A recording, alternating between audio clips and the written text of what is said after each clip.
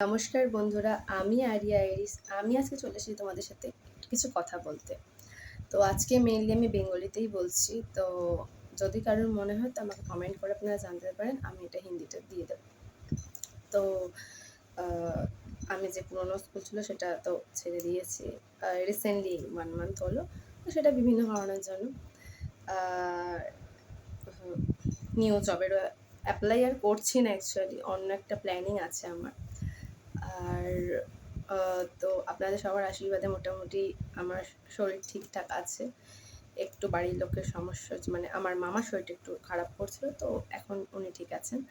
তো এই জন্য বেশ অনেক দিন বাদে আমি কিছু বলছি বা ভিডিও করছি। তো আজকে আমি তোমাদের কোনো গল্প বলছি না। আজকে একটা বই আমি খুব ভালো, যেটা আমি রেকমেন্ড করবো না, আমি বলবো যে বইটা তোমরা পড়ে দেখতে পারো। যদিও অনলাইনে পাওয়া যাবে কি না জানি না, পাওয়া গেলে তো অবশ্যই ভালো।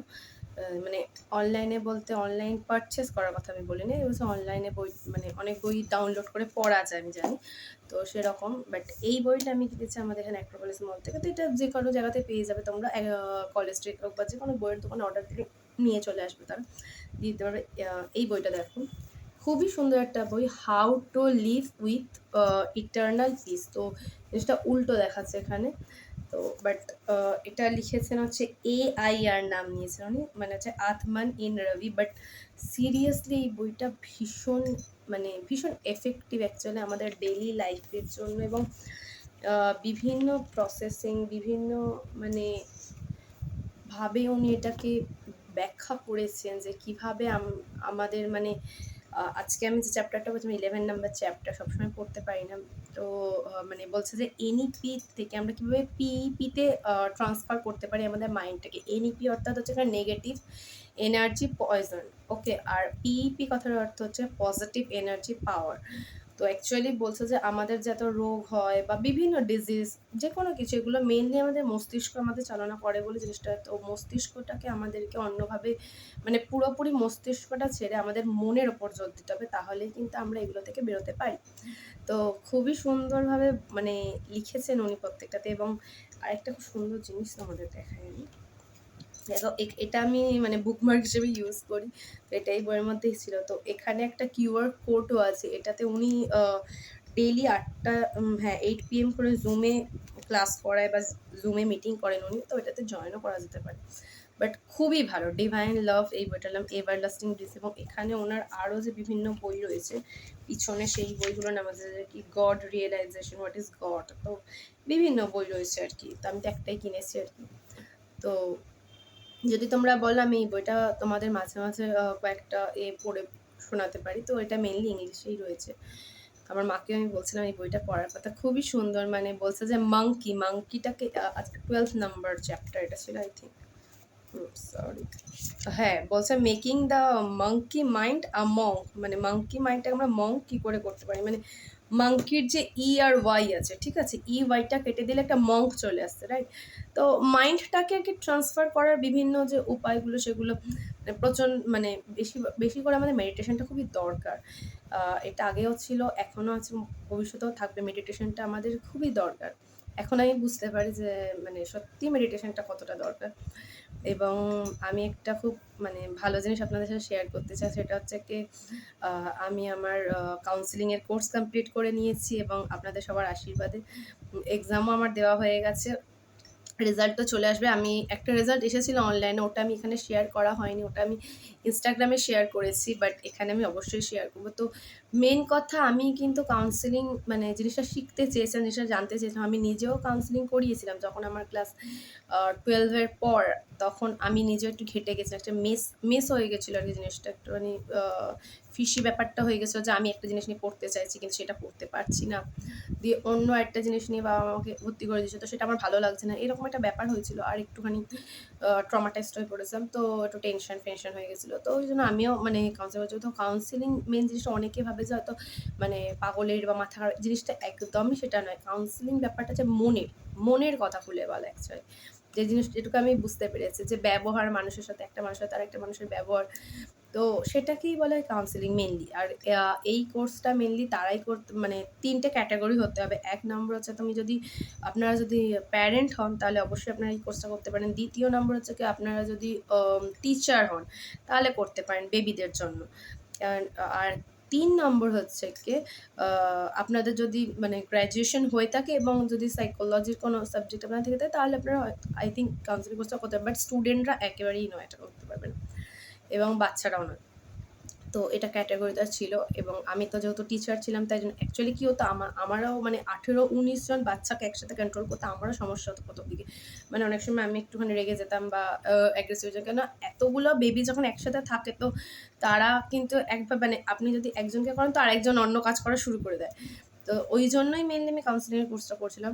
তো বাট আমি করে যা উপকার পেয়েছি এবং তারপর আমি দেখেছি আমি পুরো লাইক জাস্ট চেঞ্জ। অ্যান্ড আমি কোনো মানে বকতামই না ওদেরকে, একদমই কিছু বলতাম না। আমি জাস্ট যদি চুপ করতাম ওরা বুঝে যেত যে ম্যাম রেগে গেছে, বা মানে ম্যাম আমাদের সাথে কমিউনিকেট করছে না, মানে আমরা কিছু একটা দুষ্টুমি করেছি তো ওরা আর কিছু করতো না।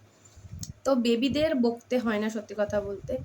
এটা আমি কাউন্সেলিংটা শেখার পর থেকে বুঝতে পেরেছি। অ্যাকচুয়ালি আমরা যে বেবি বয়সটা পেয়েছি বা যতটা আমরা আনন্দ করতে পেরেছি, আজকালকার বাচ্চারা সেই আনন্দটা করতে পারছে না। একদমই তাদের যে মানে ছোটোবেলাটাই নষ্ট হয়ে যাচ্ছে সত্যি কথা বলতে। এত ফাস্ট হয়ে গেছে সব জিনিসটা, মানে ওরাও যেন মানে ওদের এত ছোট বয়স থেকে ম্যাচিওর হয়ে যাচ্ছে, জিনিসটা কিন্তু আমরা হইনি। এবং আমরা এখনও যতটা ম্যাচিওর হইনি ওরা কিন্তু ম্যাচিওর হয়ে যাচ্ছে, এবং এটা কোনোভাবে হয়তো মানে সোসাইটি চেঞ্জ হচ্ছে অ্যাকচুয়ালি, ওই জন্যই ব্যাপারটা হচ্ছে। তো বেবিদের সাথে সাথে আমাদের নিজেদেরকে বদলাতে হবে। আগে যেরকমভাবে আমাদের প্যারেন্টসরা আমাদের গাইড করতেন বা যেভাবে ওনারা আমাদেরকে মানে ওনারা করেছেন বা যে প্রসেসটা আমরাও দেখেছি সব, মানে যে বকাঝকা করা বা বকে ভালো রেজাল্ট করানো বা এগুলি করলে আর হবে না। এটাকে যদি আমরা একটু চেঞ্জ করে নিতে পারি তাহলে বেবিদের সাথে কিন্তু মানে একটা খুব সুন্দর বলেছিল যে আপনি ৩০ বছর বয়স, আপনার বেবি কিন্তু একদম ছোট, ১-১.৫ বছরের একটা বেবি ধরুন আপনার কাছে রয়েছে এবং সে একটু দুষ্টুমি করছে, আপনি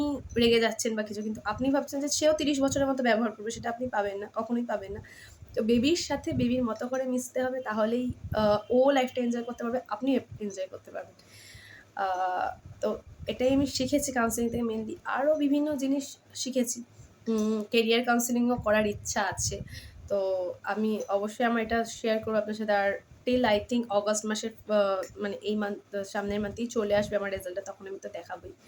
তো একটু লেট হচ্ছে কেন ওরা কুরিয়ার করে পাঠাবে। আমি গ্যাংটক থেকে করেছিলাম। তো আরেকটা কথা, যদি আপনারা কেউ কাউন্সেলিং করতে চান বা সেশন নিতে চান অবশ্যই আমার সাথে যোগাযোগ করবেন।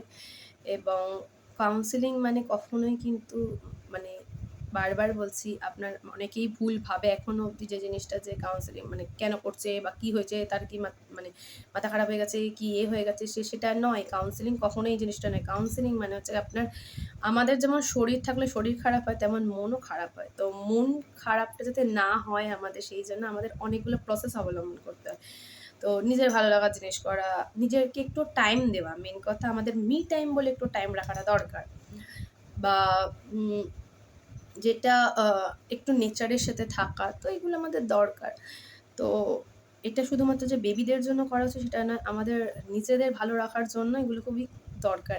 অন্তত টুডে লাইফে তো এটা খুবই দরকার। আগেকার দিনে কিন্তু এইসব জিনিসগুলো ছিল, কেন তখন মানুষের মন খারাপ হতো না, কারণ মানুষের সাথে মানুষের খুব কানেক্টেড ছিল, সবাই খুব গল্প গুজব করতো। আমরা দেখেছি আমাদের মা মাসিরা সবাই মানে পরিবারও খুব বড় ছিল। এখন ফ্যামিলি ছোট হয়ে গেছে, মানুষ অনেকটা সময় কাজের মধ্যে থাকে এবং তারপর নিজের পরিবারের লোকজনকে খুব একটা সাথে পায় তা নয়। তারপর অনলাইন এটা ওটা হয়ে গিয়ে তো মানুষ অনেকটাই একা হয়ে গেছে জিনিসটা। অ্যাকচুয়ালি যে মন খুলে যে কথা বলা সেটাও দরকার।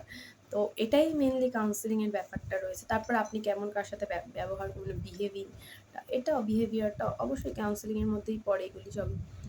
তো নিজেকে বদলাতে এবং ফিউচার জেনারেশনের জন্য আমাদের এটা জানাটা খুবই দরকার। আমার এখন মনে হয় যে সত্যি মানে সবার জেনে রাখাটা দরকার। মানে প্যারেন্টদের তো বিশেষ করে খুবই দরকার, যে আমাদের যে আগে যে প্যারেন্টিং ছিল আর বর্তমান মানে পরবর্তী প্রজন্মে যে আমরা প্যারেন্টিং করবো সেটা কিন্তু এইভাবে করলে হবে না। Good parenting, what is good parenting? Good parenting সম্বন্ধে জানতে হবে, কীভাবে এটা করা যায় সেটা জানতে হবে। তো এটুকুই আমার বলার ছিল, আর বেশি কিছু বলবো না, অনেকটা বড় হয়ে গেছে ভিডিওটা। তো আপনারা অবশ্যই কমেন্ট করে জানাবেন, যদি কোনো প্রশ্ন থাকে সেটা জিজ্ঞাসা করবেন। আমি এখনই দিচ্ছি না আমার নাম্বার, বাট পরে দেবো। তো তখন যদি আপনাদের মনে হয় যে না কারোর করানোর দরকার বা সেশনের দরকার বা আ আপনারা কাউন্সেলিং এর কোর্সটা করতে চান, তাহলে আমার সাথে অবশ্যই যোগাযোগ করবেন। আ কেননা আমার নিজের এখনো রেজাল্টটা যেহেতু আসেনি, এক্সাম হয়ে গেছে বাট রেজাল্টটা আসেনি। রেজাল্টটা আসার পরই আমি ওটা স্টার্টিং করব ইচ্ছা আছে। তো আপনাদের অনেক, অনেক ধন্যবাদ যে আপনাদের অনেক আশীর্বাদে আমি এগিয়ে চলেছি এবং এইভাবেই আশীর্বাদ করবেন যাতে আমি আরো এগিয়ে যেতে পারি।